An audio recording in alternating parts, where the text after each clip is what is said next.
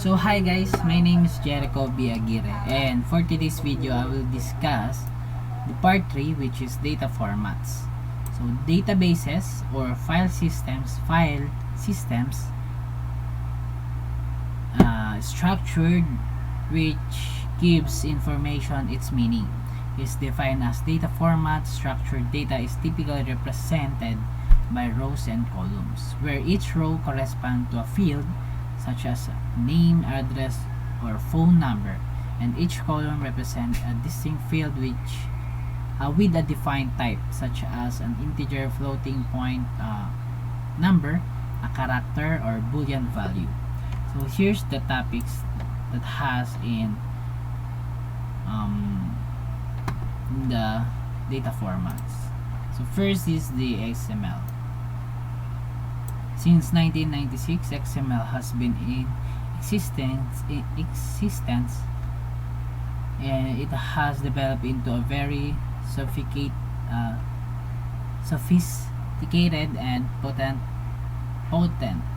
data format throughout time. Similar to JSON, XML offers a few basic building pieces that API developers can use to organize their data. The primary block is known as a node. Let's see what our pizza ordering might look like in XML. Order. So, and here's the example, picture example. So, first is nagano muna siya ng order. Close, and then I may open and then may close sa pinakababa. And then sa loob nun is my crust, and then naka-close agad siya. Then nag-input siya ng title here ng i-display niya, and then sa baba nun is nagkaroon din siya ng toppings or nagpanibago siyang header or something na. So yan, opening and closing. Then sa loob nun is my category or naging ano siya, submenu. Yan, original, then submenu, menu, and submenu. Then status is cooking. Yan. I forgot to how to explain it kasi. And then yan, let's proceed. XML always start with the root node, which in our pizza examples is order. Inside the order are more child nodes. The name of each node tells us the attribute of the order, like the key in JSON, and the data inside is the actual detail, like the value in JSON. Ayan pala, opening tag ang pala ang tawag. So opening tag yung order, then sa loob niya is may value, then node closing tag pala ang tawag. So ayan nga, tama naman, opening then closing or ending tag. Then other than may mga ano rin, opening and closing tag sa loob din nun. So that's the XML. Let's proceed to the JSON or the JavaScript object notation. Since JavaScript is a widely used programming language that can be used on both the front and back ends of a web app or service. Many new APIs have embraced it as their preferred data format. JSON is a fairly straightforward format with just two components, keys and values.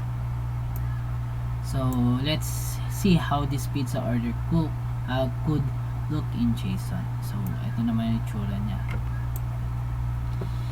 like array, naka-array siya. And in the JSON example above, the keys are the words on the left, toppings, crust, and status. They tell us what attribute the pizza order contains. The values are the parts to the right. These are the actual details of the order.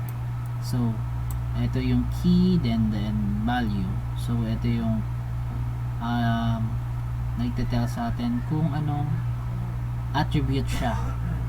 Halimbawa yun nga, crust. So sa crust is my original, my end.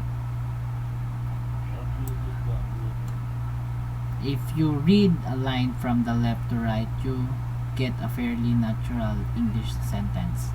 Taking the first lines as example, we could read it as the crust for the this pizza is original style. The second line can be also read in JSON. A value that starts and ends with square brackets. It is the list of values, so we read the second line of the order as the toppings for this order are cheese, pepperoni, and garlic. Sometimes you want to use object as the value of or value for a key. And crust original toppings, so the toppings are cheese, pepperoni, garlic. So yung status is cooking, and then customer, sa customer, so may panibagong opening and closing. Then sa loob nun is my name and phone, so customer information siya. So last is the representing data. Representing data when sharing data with the people. The possibilities for how to display the information is limited only by human imaginations. So recall the pizza parlor from the last discussion or the last chapter. How might they format the menu? It could be a text only, bulleted list. It could be a series of photos with captions, or it could even be only photos with foreign patrons could point at to place their order.